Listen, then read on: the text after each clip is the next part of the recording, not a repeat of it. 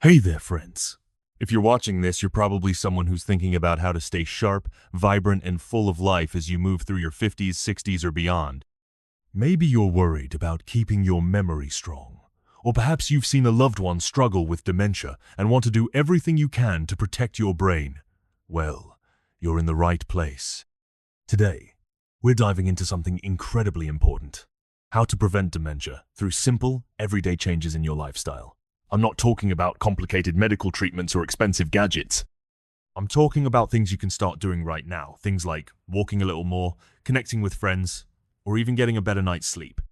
These are small steps that can make a big difference in keeping your brain healthy and reducing your risk of dementia, like Alzheimer's. Now, let me ask you something. Have you ever thought about what it really means to live a long, healthy life? For a lot of us, it's not just about adding years to our life, it's about adding life to our years. It's about being able to remember your grandkids' names, enjoy a good book, or share a laugh with friends at the community center. That's what this video series is all about. Helping you stay mentally sharp so you can keep doing the things you love. And the best part? You don't need to overhaul your entire life. You just need to make a few smart choices, backed by science, that can protect your brain for the long haul. Let's start with a story. Meet Carol. She's 70 years young, lives in a small town in Ohio, and she's the kind of person who lights up a room. Carol walks briskly around her neighborhood every morning, chatting with her neighbors along the way. She's part of a local book club, where she loves debating the latest mystery novel. Her memory? Sharp as a tack. She remembers every plot twist and every character's name. Now compare that to Nancy, also 70, who lives just a few streets over. Nancy doesn't get out much. She's slowed down over the years, spends most of her days watching TV, and hasn't seen her old friends in months. Lately, she's been forgetting little things like where she parked her car or what she had for breakfast. The difference between Carol and Nancy isn't just luck or genetics. It's about the choices they've made in their daily life choices that science shows can either protect your brain or put it at risk. So, what's the secret sauce that keeps someone like Carol so sharp? Researchers have been studying this for years, and one of the most exciting studies out there is called the FINGER trial. That's a big deal in the world of dementia research. It stands for Finnish Geriatric Intervention Study to Prevent Cognitive Impairment and Disability. Quite a mouthful, I know. But here's the takeaway. This study found that a combination of simple lifestyle changes like staying physically active, eating well, staying socially connected, and keeping your brain engaged can reduce your risk of cognitive decline by up to 30%. That's huge. It means you have real power to protect your brain, no matter your age. Let's talk about one of the easiest and most powerful things you can do. Move your body. You don't need to run marathons or lift weights like a bodybuilder. Something as simple as walking can make a massive difference. Scientists have found that how fast you walk can actually predict how well you'll age and how well your brain will hold up.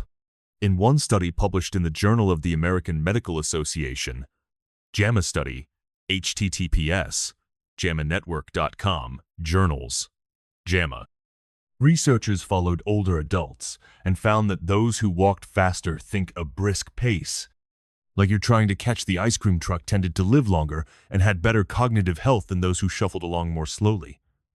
Why? Because walking gets your blood flowing, delivering oxygen and nutrients to your brain. It also helps reduce inflammation, which is a big factor in diseases like Alzheimer's. Let me paint a picture for you. Imagine two neighbors, Joe and Frank, both 75, living in a sunny Florida retirement community. Joe's the guy you see power walking around the block every morning, waving at everyone he passes. He's not sprinting, but he's got a good pace, enough to get his heart pumping. He feels energized, and his mind stays clear. Frank, on the other hand, has slowed down. He takes short, cautious steps and mostly sticks to his recliner. Over time, Frank's noticed it's harder to focus, and he sometimes struggles to remember conversations. The difference? Joe's walking habit is like a daily workout for his brain, keeping those neural connections strong. Frank's body and brain aren't getting the same boost. So, how can you start? It's easier than you think. Aim for 30 minutes of brisk walking most days of the week. If that sounds like a lot, Break it up maybe 15 minutes in the morning and 15 in the afternoon. Find a park, a trail, or even just your neighborhood sidewalk. Bring a friend or listen to your favorite music to make it fun. If you're not sure how fast you're walking, here's a simple test. You should be moving quickly enough that you're breathing a little harder, but you can still hold a conversation. And if walking isn't your thing, try something else that gets you moving, maybe swimming, dancing, or even gardening. The key is to keep your body active, to keep your brain active. But it's not just about moving your legs. Your balance matters too. Did you know that how well you can stand on one foot can tell you a lot about your brain health? A study in the journal, Stroke Study, https www.aheyjournals found that older adults who struggled to balance on one leg for 20 seconds were more likely to have early signs of cognitive decline. That's because balance requires your brain to coordinate multiple systems, your muscles, your vision, your inner ear. It's like a workout for your mind. Carol, our book club star, practices standing on one foot while brushing her teeth every morning. It's a small habit, but it's helped her stay steady on her feet and sharp in her mind. Nancy, on the other hand, has trouble with balance and has had a few close calls with falls, which can be a red flag for brain health. Want to try it yourself? Here's a fun challenge. Right now, wherever you are, try standing on one foot for 10 seconds. Go ahead. Give it a shot. If you wobble a bit, don't worry, that's normal. The good news is, you can improve your balance with practice. Try simple exercises like standing on one leg while holding onto a chair for support, or join a yoga or Tai Chi class at your local community center. These activities are gentle, low impact, and fantastic for your brain. Plus, they're a great way to meet new people, which brings us to our next big topic, staying connected. Social connection is like oxygen for your brain. Humans are social creatures. We thrive when we're around others, sharing stories, laughing, or even just chatting about the weather. But as we get older, it's easy to let those connections slip. Maybe you've retired, moved away from old friends, or lost a loved one. It can feel hard to stay engaged. But here's the thing. Staying socially active isn't just about having funits. One of the best ways to protect your brain from dementia. Research from Harvard-affiliated institutions, like a study from Brigham and Women's Hospital, Harvard Aging Brain Study, https www.medicalnewstoday.com, articles 325,615, has shown that people with strong social ties think regular coffee dates, book clubs, or volunteer groups have a lower risk of cognitive decline compared to those who are more isolated. Let me tell you about Eleanor. She's 68, lives in Colorado, and she's a bundle of energy. Eleanor volunteers at a local animal shelter twice a week, where she walks dogs and chats with other volunteers. She also hosts a monthly game night with her neighbors, where they play cards and share stories. Her memory is razor sharp. She can recall every dog's name at the shelter and every card played in last week's game. Now, compare that to Barbara, also 68, who lives alone in the same town. Barbara's kids live far away, and she stopped going to community events. She spends most of her days reading or watching TV, and she's noticed she's forgetting things more often, like appointments or where she put her keys. The difference? Eleanor's social life is keeping her brain engaged, while Barbara's isolation is putting her at risk. You might be thinking, but I'm not an outgoing person like Eleanor. And that's okay. You don't need to be the life of the party. Start small. Call an old friend you haven't talked to in a while. Join a local book club, knitting group, or walking club. Many communities across the U.S. have senior centers or libraries that offer free or low-cost activities, everything from art classes to discussion groups. If you're not sure where to start, check out your local YMCA or AARP chapter. They often have programs designed specifically for folks in their 50s, 60s, and beyond. And if you're more comfortable online, there are virtual meetups and forums where you can connect with people who share your interests. Here's a little challenge for you. This week, reach out to one persona friend, a neighbor, or even a family member and plan to spend some time together. Maybe it's grabbing coffee, going for a walk, or just chatting on the phone. Then, come back here and leave a comment to let me know how it went. I'd love to hear about it. These small connections can make a huge difference, not just for your mood, but for your brain health, too.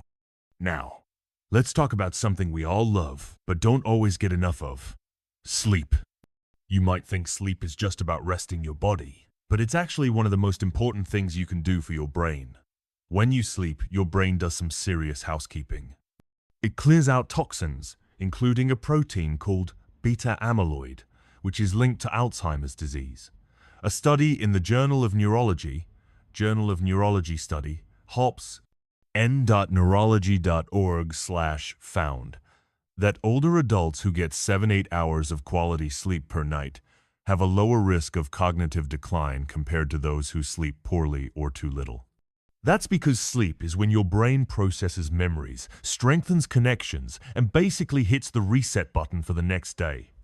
Think about Thomas, a 73-year-old retiree from Texas. Thomas has a bedtime routine that's like clockwork. He turns off his television by 9 p.m., reads a book, and is in bed by 10. He sleeps a solid 7-8 hours and wakes up feeling refreshed. He's noticed that his memory is strong. He can still recite the scores from his grandson's baseball games weeks later. Compare that to Linda, also 73, who struggles with sleep. She stays up late scrolling on her phone, drinks coffee in the evening, and often wakes up feeling groggy. Lately, she's been forgetting small things, like what she planned to cook for dinner. Thomas's sleep habits are giving his brain the support it needs, while Linda's lack of sleep is making her more vulnerable. So, how can you get better sleep? Start with a consistent bedtime. Try to go to bed and wake up at the same time every day, even on weekends. Create a relaxing bedroom environment. Keep it cool, dark, and quiet. Avoid caffeine or heavy meals in the evening, and try to limit screen time at least an hour before bed. That blue light from your phone or television can mess with your brain's sleep signals. Instead, try reading a book, listening to calming music, or even doing a short meditation. If you're struggling with sleep, talk to your doctor sometimes. Small changes or addressing issues like sleep apnea can make a big difference. Here's a challenge to try tonight. Turn off all screens an hour before bed and do something relaxing instead. Maybe read a chapter of a book or listen to some soft music. Then, come back and let me know in the comments how you felt the next morning. I bet you'll notice a difference. So far, we've talked about moving your body, staying balanced, connecting with others, and getting good sleep, all simple, practical ways to protect your brain from dementia. These aren't just random tips. They're backed by science and real-life stories of people like Carol, Eleanor, and Thomas, who are living proof that small changes can lead to big results. But we're not done yet. There's more to explore about how your everyday choices can keep your brain sharp and your life full of joy.